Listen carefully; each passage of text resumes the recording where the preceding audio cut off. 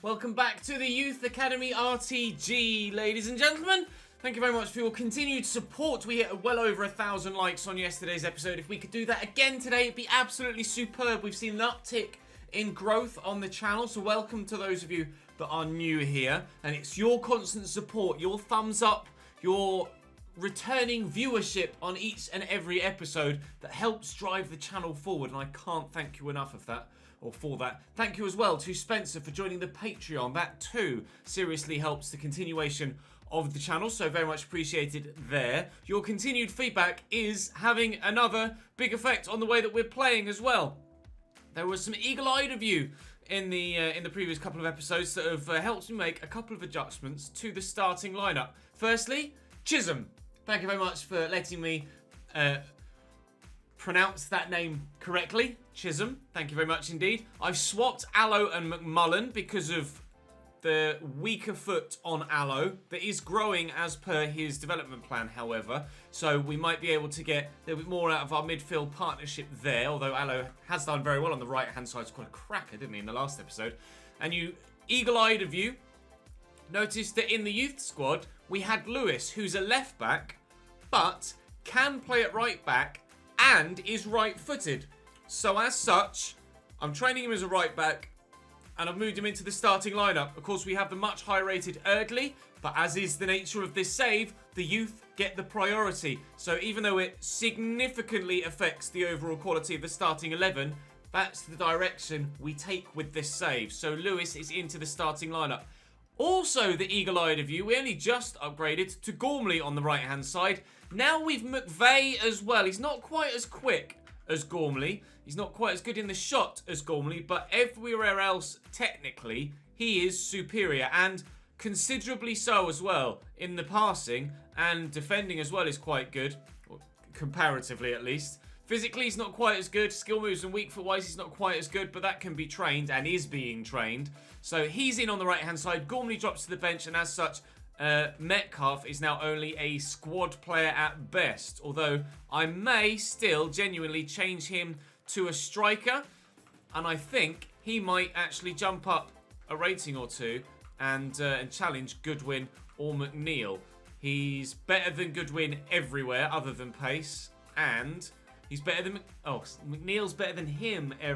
No, I'm comparing Goodwin there with McNeil, and Metcalf is still actually slightly worse off than McNeil in most areas, although as strikers there's probably not much difference between them. So I may change Metcalf to a striker. I'm contemplating it. We'll wait and see what we get in other scout reports.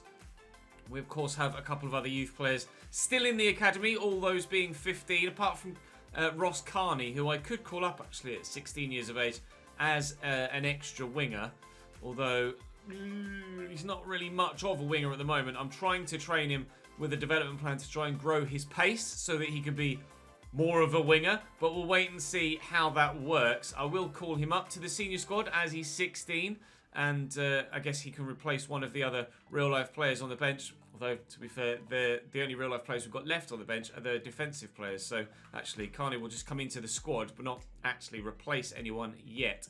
Still waiting for some more central midfielders. Obviously, Dennis is 47, and the rest of our centre mids are all current IRL players. Unfortunately, Kelly is just as bad as Dennis in that central area. So centre mid is probably an area to improve in, and I could probably do with another centre back as well, to be fair. But we've got the scouts out looking, and hopefully we'll have some extra additions to bring to you for the end of at least the January transfer window at the latest. So we have Stevenage and Cambridge twice today, so we'll play one of both of those games.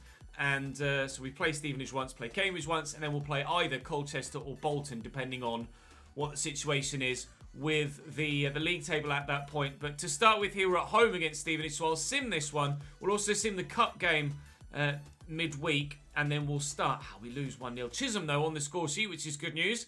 We start the episode with a played game against Cambridge United. I have also made another change as per your feedback, if the save would actually load for me, which is to change my regime, my schedule. We were obviously struggling with stamina. I've given the guys more rest and recovery days and only one training regime per week or post each match. Which obviously when there's fixture congestion is still an issue, but it's obviously not the first team that I train in between games. So hopefully the stamina of the overall squad should still be okay by the time we get to each individual game. We'll obviously sim the next league game as well. But Chisholm has completed his change to a striker. Not that it changes his overall, but he is now defaulting at ST rather than centre forward. So we can hopefully see some more growth there. Charlie Press has torn his groin. Lovely. There goes me left back.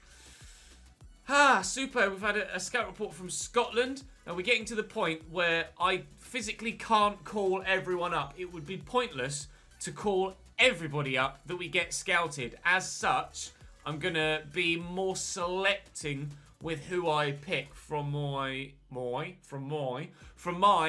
scout reports. I'm going to be more selective. So I'm not just going to call absolutely everybody up. You can see that Riley Curry is at best 46 and Ian McGee at best is 58, but they're 130 grand and 170 grand a piece. So if he's at best 46 and he's valued higher, he's going to be higher rated than McGee, which means McGee is going to be 44 or 46 at best. So neither of them really going to be worth my while at present, but I'll give them another month to see if they do actually improve slightly, or if we get a better idea of what position they're in. And obviously if we need some players in any given position, then they can come in. Unfortunately, now obviously we're going to lose Press, so Erdley comes back in, and I might as well put Erdley at right back and Lewis at left back, as he's a left back for the time being. We'll just sim this cup game and obviously automatically replace the injured Press for this one game. Exeter City in the EFL Cup sees us get a 2-2 draw, but a win on pens. The goals scored by Allo and Chisholm again. Nice to see him start to find the back of the net quite regularly. The EFL trophy is actually going quite well for us here. Right, I'm going to go and have a train, and then I will see you in the game against Cambridge United, one that I'm very much, rather understandably, looking forward to. Cambridge's starting lineup. I don't tend to do this much in League 2, but I wanted to see what side Cambridge were playing against me. It's a 4-3-1-2, or a 4-1-2-1-2 narrow, with Digby, Boateng and May in behind. Wessie, the Irish Messi, Wes Houlihan, with Paul Mullin and Ironside up top. Harrison Dunk, Drysdale, Greg Taylor and Kyle Noyle at right back, with Mitov in goal. Looking forward to a competitive game.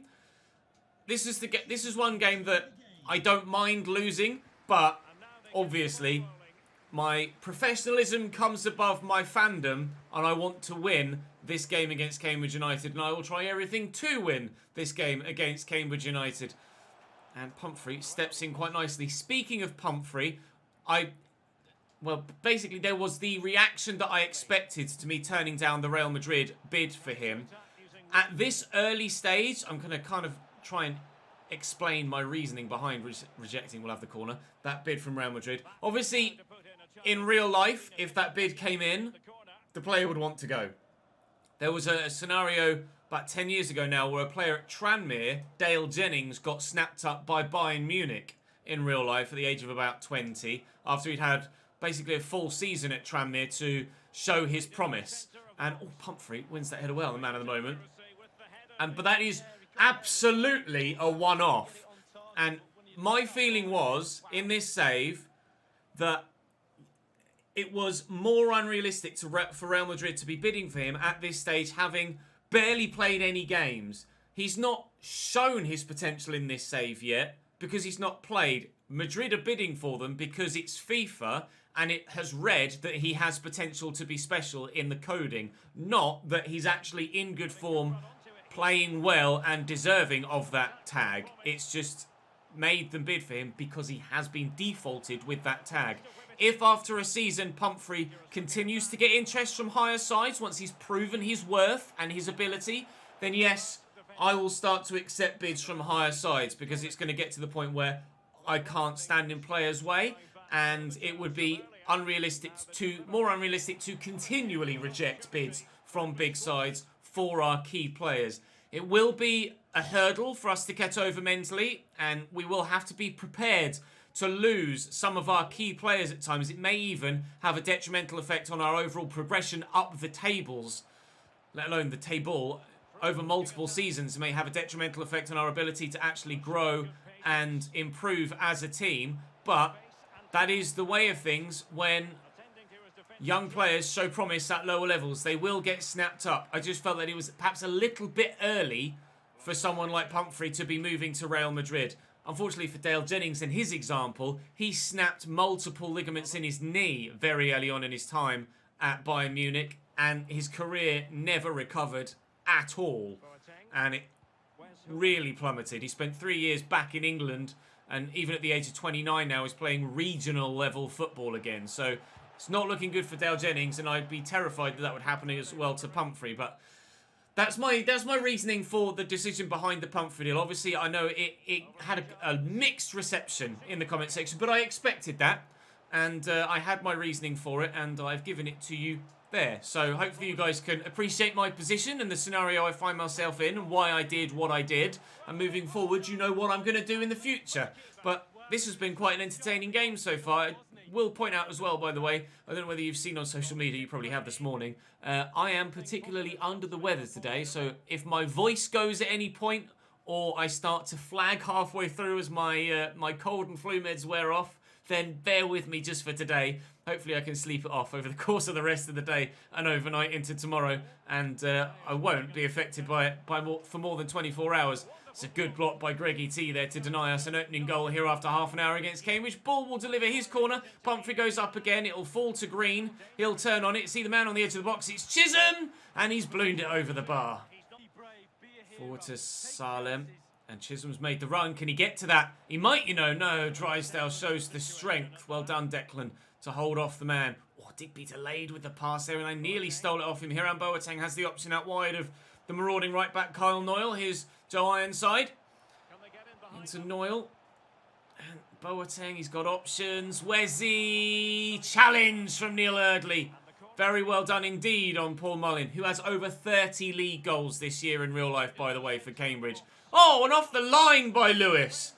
Well worth the inclusion in the starting lineup and the call-up. He's immediately proven to be worth that call-up. Thank you, lads, for letting me know that he was available in that position. Not only was he available in that position for the team, he was available in that position in this game to clear that off the line from the corner. Oh, Wes, one of the best creative players in probably still the lower leagues in England, from Championship down, to be fair, even still at 38, 39 years of age, Wes. He's truly, genuinely spectacular. We love him at Cambridge United in real life, and I know Norwich fans still have a massive affiliation for him. But Ironside has given Cambridge the lead here with a shot at the near post in what has been a very entertaining first half. Unfortunately, we will trail at the break. Gather that in. That's a nice ball forward to Salem. I've got support here from Allo as well. Going to have to make some changes for some slightly tired legs momentarily. But Chisholm has drawn Carl Noyle across here, and ball could look for Salem, or even the man arriving. It's Allo! Oh, it's just past the post from the fin. Really not far away at all. McMullen's going to have to come off here for Dennis. I'm going to bring Gormley on for McVeigh, and Goodwin, who's been having a shout to play at striker thanks to some of the comments in the comment section, is going to go up top alongside Salem. Very nearly the equaliser we were looking for from our captain there, but it's not going to come yet. Here comes Harvey Nibbs with 25 minutes to go. It's still 1-0 United. Forward looking for Gormley, finding him well. Shaking off the attentions of the man that was with him and finding Erdley. And if he can find the right pass inside, and Salem can too. Goodwin equalises for Barrow! A goal at the Abbey, but not for Cambridge United.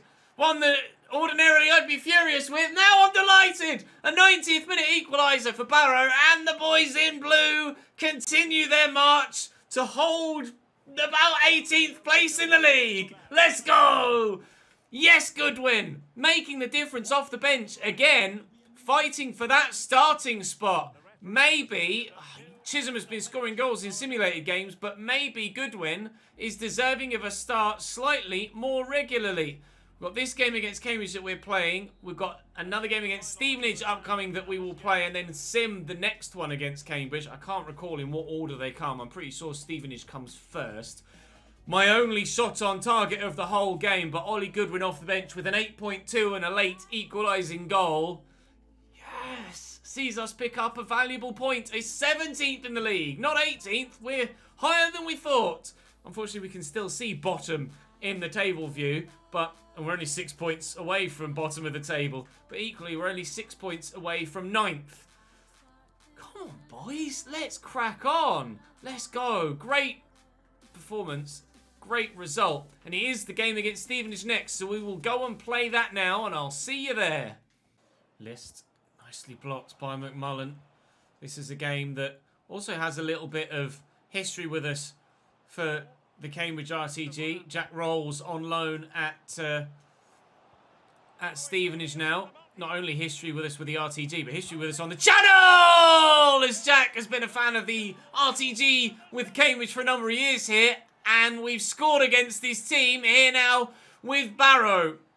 We go 1-0 up against Stevenage away from home early doors. Let me also say, actually, in fact, why not? I'll dedicate this goal to you. Chris, thank you very much indeed for joining the Patreon, my dude. We've had another Patreon edition in the process of recording this video. So thank you, Chris. I appreciate that, my man. And I will add your name to the end slate that will come at the end of this video. So thank you to both you and Spencer for doing so. We'll dedicate that goal to both of you. Salem gives us a 1-0 lead against Stevenage, who are in the playoff positions, by the way, right now in the division. So they're by no means an easy match. But so far, I mean, it's still very early days, but we've started really well. We've gotten away from List and we've gotten away from everybody else. And that's a terrible pass. It wasn't even meant for Chisholm in the first place, but that's a terrible ball out from their keeper. And Jackie's in the way, unfortunately. And Rolsey gets a block on the pass. And our inability to play clinical, definitive, top-quality final third passes again rears its ugly head. But that's the nature of things in League 2 with 50-odd rated players. He says, as Bull, who's our 70-rated player, plays a terrible ball of his own, but Pumphrey steps in. Oh, I'm really pleased with this Barrow side so far. This season has gone far better than I anticipated, and we are, I guess, in 17th still, so it's not necessarily been amazing. Oh, Chisholm, surely, no! How's he pulled that past the post? Oh, dearie me, the chance for two wasted. He just couldn't get the shot away first time he took. Oh, forever to get the shot off, and then the angle narrowed so much he's pulled it too tightly across the goal. Oh, what could have been? To Allo. Are you onside here, Lucas? I'm not sure. He is, you know. Barrow 2, Stevenage 0. Lucas Bull on the score sheet. The man that, for some reason, some of you guys say looks like me. I don't personally see it with Lucas Bull, but if some of you think so, then fair enough. He's our scout future star, so to speak. He's certainly our highest rated player. He's our number 10. And he's given us a 2-0 lead here with his 7th goal of the league season. We are storming towards victory against Stevenage. This is unexpected, but absolutely welcome.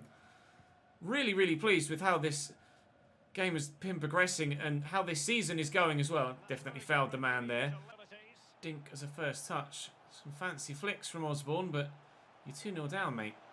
You can do all the fancy flicks you want, but it's not getting you anywhere. Rolls around to him. Can he cross and find a teammate? He can cross, but he won't find a teammate. He's found only one of mine. Allo. Oh, if he gets there, it's an excellent ball. It is an excellent ball. Ball does just enough. Surely this is going to be 3 now. Ah, there we go. Going to be a great victory for us away from home at the Lamex. Let's go. Stevenage has been underwhelming here for a side that are supposedly one of the best in the league. In real life, they're not one of the best in the league and have struggled for the past couple of seasons. So it's perhaps not that much of a surprise to those of you that are familiar with League 2 football that we're playing so well against Stevenage. But in this save, look at the bodies flood forward here for us. In this save, they're definitely not one of the, well, they definitely are, sorry, one of the best in the league. I'll play that around the corner there to Lewis, and I'll stand it up towards the back post. And I've overplayed it. Oh, back into the middle. Oh, please let him connect with that. Oh, what a fourth that would have been. Here's Norris in behind with that through ball, and he's held off the challenge not once, but twice from Pumphrey, who might be in trouble here. Just the yellow. Oh! Oh, my little bum, I went a little bit there. I wasn't sure if I was going to get another red card. James Wilden is going for it. And it's woeful.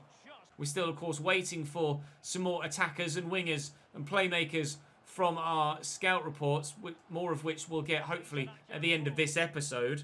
At the very least, we'll get them at the beginning of the next, as we enter January. Obviously not looking to buy anyone, unless they're a regen. Oh, Gormley, off the bench, has his first goal. As far as I'm aware, might actually be his second of his Barrow career. We have a fourth away from home against Stevenage, just on his own. It is his second, and our fourth of the day. This is going very well. Dennis has won it off Smith. Stevenage falling apart here. We've taken a couple of batterings so far this season, but we're actually dishing one out here. Oh, and I was going to say, can we score 5? The answer is, oh, no. Etchison down the left-hand side here. Lewis taken out of the game by an excellent ball, and the defender also taken out by an excellent ball in the middle too. And there is a 5th goal in the game. It's just not for me. Well played, Stevenage. That was very, very good. If you'd have done that more often in the game, maybe you wouldn't have taken a pasting. Couldn't be happier with this victory over Stevenage. I mean, the last-minute draw against Cambridge was pleasing enough, but to bounce back from that draw, and overall probably a disappointing performance, to put this level of performance in against Stevenage here is very, very good indeed. And this should hopefully take us up the table a little bit. I can't recall what the points tally looks like with those around us, but 3 points here certainly will go a long way to improving our chances of maybe challenging higher up the table for a top half finish at most. It's brought us into contention at least. We're still 17th, but we are now 9 points clear of the relegation, no, of Port Vale. The relegation zone would be Scunthorpe, so we're still 7 points clear there. But on 30 now, we are 3 points off 11th and 6 points off the playoffs. Still a long way to go. We've only just passed halfway, of course. 23 games is the halfway stage. So actually, that was the first game of the second half of the season. But if we can continue on like that, then things could look very good for us in the remainder of this season. The side is growing well. Admittedly, with all of the new youngsters we've been bringing in, it is actually getting a little bit weaker. But we should be, hopefully, bringing in yet more players in the not too distant future. And like I say, I am going to be a little bit more selective with who I bring in, because they are going to have to, rather than just bulk out the squad now as we're getting quite a few numbers, they are going to have to actually actively improve my team, I think, for me to want to actively add them into the squad. I've run out of regens to train, so we'll just train the real life players. So I'm not going to, as I mentioned this in the last episode, I'm not going to sign everyone. The game against Cambridge is coming up. We'll sim Colchester at home, sim Cambridge at home, and then we'll play the final game of the episode of the month against Bolton. We get 2-2 draw against Colchester. Chisholm is really scoring nicely in these simulated games now. It started off the year that Bull was the one that scored the majority of them. Now Chisholm is really starting to step up to the plate. Only a point, but it does move us up 2 places in the league. And if we can do something similar against Cambridge here, everybody is absolutely shattered though. But please be able to do something. Not on this occasion. A 3-0 defeat. Never mind. Right, I'm going to have to obviously rotate for the game against Bolton because everybody is shattered. But fingers crossed, those reserve players can come in and do a bit of work. I do actually like the fact that they're all dead. No stamina, so they're not even available for training. I've never seen that before. They've not got enough stamina to train in the first place. Wow. I like the fact that they struggle for stamina though, because it means that it forces me to play with these reserve players who ordinarily in most of my saves don't really get any much of a look in at all, because I tend to just kind of play with my first 11 all the time. No Lillis. Club isn't meeting their demands. Thank you for letting me know, Mr. Allo, but I tell you what, I'm pretty sure we are meeting the demands. The board wanted us to avoid finishing in the bottom part of the table, and well, we are certainly avoiding finishing in the bottom part of the table. We've done all of the youth development. Financially, the current growth is under 10%, so that's going to get done. Brand exposure-wise, we went 12 games without defeat, so that's done as well. We've done the FA Cup one already too. It's just the avoid the finished pot. Have we done the FA Cup? We didn't do that, did we? We didn't reach the round of 16. So that's odd. Well, it's gifted me it then.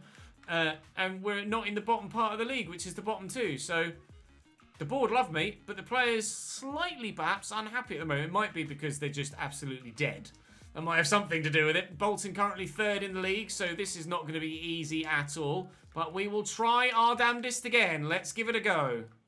Bolton aside in real life, who are challenging for automatic promotion, find themselves in a very positive position with one game to go in the real life season, and they are challenging for automatic promotion in this save as well. Another Northwest, not necessarily rival of Barrow, but you know, it's a local-ish derby. You guys obviously mentioned Carlisle in the comment section of the last episode as well, where I mentioned that Morecambe is a local derby for Barrow. You are correct. Carlisle is also a local derby for Barrow, although some of you thought that Carlisle was closer than Morecambe to Barrow. I had a quick Google, and there's about half an hour in it. Morecambe is an hour and 15 minutes from Barrow, whereas Carlisle is an hour and 45 minutes drive from Barrow. So Morecambe is the closest League Two club to us, but Bolton and Carlisle are probably not too dissimilar. Oh, and Bolton have themselves a 1-0 lead. In fact, I'm just going to Google it now. Bolton, or Barrow to Bolton. It's an hour and 51. So Bolton and Carlisle are about the same distance away from Barrow, and Morecambe are the closest at an hour and 15. Bolton was an hour and 51. Carlisle an hour and 45. Regardless, there are a number of lower league sides in and around the lower leagues. And this is just one of many that we will face throughout the course of this save. But so far, one of many that we're probably going to end up dropping points to in this save as well. 1-0 down here against Bolton, and they're on the attack to maybe make it 2. Afalian on the far side could deliver into the middle. He's got plenty of options. Here's Declan John, nicely into Tut, to Darcy. He's got the option for the pass. He'll use it, but he's overplayed it. Politic back to Brockbank, and into the middle, and Davis clears away, and another Bolton offside. Metcalf to Kelly, getting his first start for the team. Goodwin getting his first start as well, I think. And Njoli back in the team, a player who scored a handful of goals for us at the beginning of the season before we found Chisholm to partner Salem up top. Here's Politic. Oh, I thought about diving in. Glad I didn't, because I probably would have fouled the man. Morecambe take a 1-0 lead through Wildig in their game. Wildig was very good against us for Morecambe, but fortunately for us, we were able to keep him out. With the help of the crossbar, of course, but still, kept a clean sheet against Morecambe. Pretty sure we kept a clean sheet against Morecambe. We haven't been able to do that here against Bolton, and I've barely even been up the other end so far in this first half. It really got me pinned in of the Wanderers. Brockbank inside to Darcy. Little dip of the shoulder and a step over, and Politic could work that back in again. Brockbank, nice tackle by Thomas, and away we go on a counter of sorts. Metcalf on the left-hand side now rather than the right, and if I can time this right, we could score an equaliser here. Goodwin is in, squares it across, and surely Kelly... I can't have any excuses for not finishing that off there. I had a... Oh, never mind, we scored anyway. Platt! Real-life player, but on the score sheet for Barrow. We'll score from the corner instead. I should have scored from the previous move, but the ball's in the back of the net anyway, and that's all that matters. It wasn't even the best of corners. The keeper probably could have come for that if it decided to. It was only on the edge of the 6-yard box. Just missed the man in front, and Platt nods it home. We are level at the Reebok. So I'm not even sure if it's still called the Reebok. It's not even in the game, is it? I don't know why I'm trying to find that. Sanderson. I'm looking for Sanderson Park now as well. Bolton Wanderers Stadium. It used to be called the Reebok. It's called the University of Bolton Stadium. Ooh, how fancy. It's the Reebok to me when I was growing up. The University of Bolton Stadium has Barrow scoring a goal. 1-1. Oh, they've given it away. You might have Barrow scoring another goal. Dennis to Kelly. To Goodwin. To Njoli. Oh, it doesn't have us scoring another. Very nearly, though. Delaney with a free kick for Bolton. perfectly picks out Darcy, who's got support here from Sarcevic. I'm trying to force him to go out wide by covering the narrow option. Don't mind them being out wide, provided we can get a block on the cross, is what I was going to do. There we go. We've stopped that one instead. Kelly out wide to Metcalf. Got the pace to cause some problems here.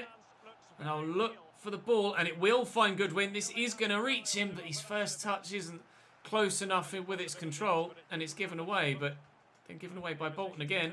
Goodwin. Oh, that's a foul, surely. We'll take the free kick on the edge of the box. I don't know as I have anyone who can actually take a free kick, though. 56 is the highest rated here. It's Dennis. 24 yards out. I thought for a minute it was going to take it for me. I was about to be fuming. He's giving it back to Njoli now. Right, Dennis with a free kick. 24 yards out. Bit of up and down. Bit of a green time. It was decent, but it's well saved by Jensen. Flat. Into Dennis. Goal scored elsewhere, but we're hoping for a goal to be scored here. Keep that run going. Keep that run going. Oh, dead pass. Mansfield take a 2-0 lead against Colchester. That wasn't good enough from me. Thomas will get that round the corner to Davies. And here's Dennis. Forward looking for Goodwin, who gives and goes again. If he can make a decent run, maybe Njoli can find him. Tell you what is a decent run. This one from Dennis. Oh, young Dennis at the double to give us a second goal. It's not very often he does anything of note. Very close to the free kick earlier, though, and now he does have his goal. That's the first positive thing Dennis has ever done for us. He's been woeful for me in midfield. I don't like playing with him. I'm desperate to try and replace him as soon as possible, but he may well, James Dennis, have won us this game here away from home at the University of Bolton Stadium. Let's go! 2-1. This will fire us right up the table. Surely we can start to make some positive movement upwards now. Actually, I've already released one, haven't I? So I'll only be able to release one player. For some reason, the game only lets you release 2 players a season, which is silly. But, oh, that ball wasn't supposed to go there. And if that costs us a goal, I'll be furious at myself. A mistake at the back, trying to play the ball across forward here to the number 23. And it just doesn't quite reach. It tried to play it to the number 31. 2-2. Doyle pulls it back level for Bolton. And it doesn't look like we're going to be getting the victory here to try and propel us up the table. And it may well be back-to-back draws. Actually, no, we lost the game against... No, yeah, we drew against Colchester, didn't we? We lost to Cambridge, but drew against Colchester. Kelly forward into Njoli. Maybe we can send Goodwin through. Couldn't quite get it to him. And we will probably have to settle for a point here now away from home. Unless Bolton win it late on, which they very well could do. Politic racing in behind. He's got the option in the middle. I can't get it off him. No foul. No, he's given the foul. Oh, the ball was there to be won. The defender thinks he got it. I thought he got it as well there, Don. I need a replay. Show me a replay. Oh, I could have sworn I got something on the ball there. Please. No, I've caught his heels. I've caught his heels. Oh, it's definitely a penalty. No. No. Doyle steps up and... heartbreak. Just as we broke Cambridge hearts by denying them a victory, Bolton have denied us a point. We lose away from home when we were 2-1 up with 5 minutes to go. Oh, no. Ugh. Thankfully, I guess, in the long run, it's not going to cost us too much as we're not challenging for anything with regards to promotion. But, oh, those 3 points would have come in very handy. We could have been sat, actually, we probably would have stayed 17th. Drops us down to 20th.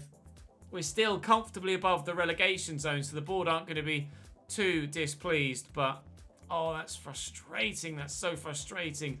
Lillis, shush, Josh, you're not going to get a game. I'm sorry, pal. How busy is January? Carlisle and then Blackpool.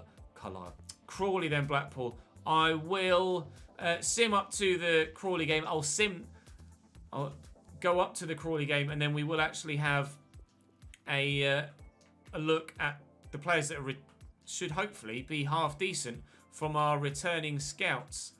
Hopefully it won't be long before... just didn't actually want to do that. Actually, what did I? Yeah, I did. I did want to do that. Right, let's see what we can do in the game against Crawley, and then we should get some scout reports back. And, oof, not only that, we've had some interest. Loan players that were here on loan have been recalled by their parent clubs. That's absolutely fine. Not bothered by that at all. Thomas has been recalled. Goodrich has been recalled. Bramwell has been recalled. Davies has been recalled. Great, that's what we hoped would happen. And we can quick sim against Crawley and... lose 3-0. That was underwhelming. Not quite. Gave it the big build-up and everything. Come on, game. Help me out. Cup game midweek. Platt is disappointed, but we're interested in these youth scout reports, which are now back. Thomas Corrigan. Maybe. Paul. Oh, no. Oh, Brendan Mulholland. 2.5 million. That's the sort of player I'm waiting for. That's the sort of player I'm wanting to add to my youth squad now that will almost certainly come into the starting lineup right from the off. Mr. Mulholland is a cam, could probably be dropped to centre mid, definitely could be dropped to centre mid, and he's amazing too. Development plan. Please don't take too long. Please don't take too long. 4 weeks! Yes! We've got a new centre mid, boys! Let's go! Yes! McMullen, unfortunately for him, he's going to drop to the bench. But that's great news for us. It's just what we were after. I didn't call him up. Don't tell me he's 15. I gave him the development plan. Did I forget to call him up? Oh, that would be brilliant. Please be... Yeah, he's 17. He's 17! Let's go! The midfield is really starting to take shape now. Sorry, Dennis. You were very good in that last game, but it's not to be for you. Oh, lads. Improvements yet further still. The squad improves in depth as well with that, which is brilliant. Right, who else have we got in our other one from England? You're not very good. Oh, you're even worse. Oh, you're not very good either. But you, Connor Pope, 600 grand, might be worth a look. And you, 775, definitely worth a look. Okay, Connor Pope, a striker with some pace. Good dribbling and ball control. Hello. Finishing of 54. 15 years of age. 57 rated. Yes, please. I like the look of that. I want to improve his finishing, but I also want to improve his pace. Poacher then to get that sprint speed up. His acceleration is already okay. Let's do that then. Poacher, that's going to take 4 weeks. And then the other one was Prince. Another centre mid. 62. 5-star weak foot. What's that? 62 rated. He's only 15 as well. That's fantastic. I think the central area of our squad now is pretty much complete. Dennis will... 77 physical. His physical stats are amazing. His physical stats are great. Could he be a seed... Could he be a centre-back, maybe? He's 6'2". 2 weeks to train to centre-back. Bing, bing, bing, bing, bing, bing. We have a new centre-back. We don't necessarily need a CDM or a centre-mid because we've got the extra depth now. Oh, hello! That's why it was worth waiting to the end of the episode for those 2 scout reports. Fantastic new additions to the squad. Oh, it's coming together. Very, very nicely indeed. Let me know in the comment section, where do I send those scouts out again, though? Because they will now be back, I believe, and need resending. Indeed, all 3 of them do. So I need fullbacks, which is hard to find. We have strikers on the way as well. Maybe I could look for strikers again, because we are going to be, like, McNeil and Goodwin aren't necessarily good enough, really. I would like some more. But maybe winger. Oh, I don't know. Is the squad kind of there at the minute? The squad's kind of... Tell you what. I will send one out looking for goalkeepers. Because I would like an amazing goalkeeper if we can find one. So I'll send Ellis Fry to England looking specifically for goalkeepers. And if we can find one of those players in the millions, then we are set. Stoddart has been great. But certainly could do with improving. So that's what we'll do next. But let me know where to send the other 2 scouts now and who to send them looking for, as in the type of player. You can see the squad here as it looks with the 11. And obviously, you guys know what the reserves look like as well. We'll be looking to move on hopefully all of those real-life players too. Let's go. That's great. Drop the video a like. Subscribe to the channel if you haven't. Hit that notification bell. Follow me on Twitter and Twitch. And I'll see you tomorrow.